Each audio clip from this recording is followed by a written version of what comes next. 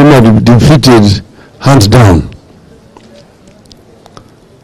Now we went on, and eventually in that arrangement we insisted that we must have a new constitution. We ended up with this kind of new constitution. The most important feature here is devolution. But because they did not want devolution, they decided to make them so tiny, small, so that they can be controlled from the center. From 14 that we had at the regional bomas, they ended up with now 47 counties. You see? South Africa has only 9 provinces in the world system. Nigeria has got 35 states. But Nigeria's population is over 200 million people, and they're double the size of Kenya. But their units are much bigger. Here they wanted them to be very small. Now they even want to make them smaller. You heard what they're saying there in Bomas. So now, let me get to the point. The democracy can only be strong if institutions are strong. We have 3 arms of this government in our current constitution: the executive, the judiciary, and the legislature. All these, they are interdependent, but each one of them has got a specific role to play. The legislature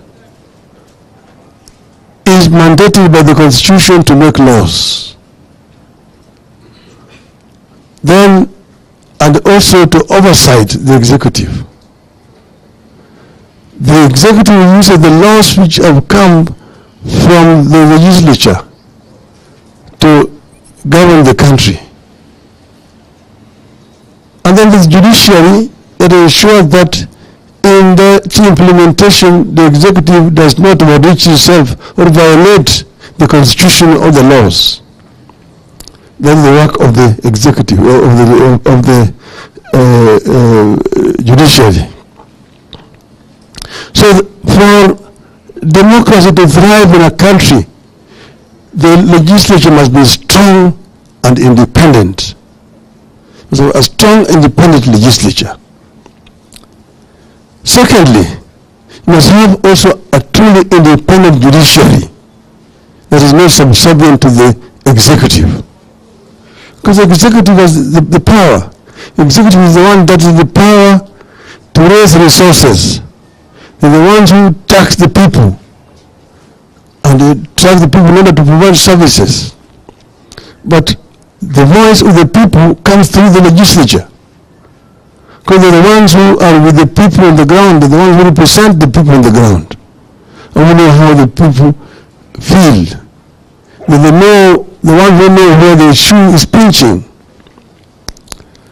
So, now, what are the problems you're having in Kenya today? How is democracy under siege today? What are the threats to our democracy? And the threats to our democracy is that there is no respect or fidelity to the Constitution of 2010. Those who have been tasked to implement it are those who do not believe in it. Those who are right now there were the ones who are opposing that Constitution in the referendum of 2010. They want basically to take this country back to where we came from.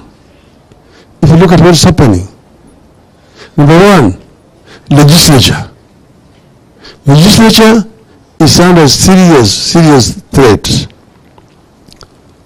By the results of last elections of 2022, last year, when the results were announced in the National Assembly,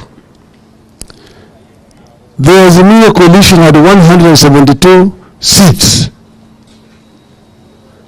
The Kenya coalition had 165 seats.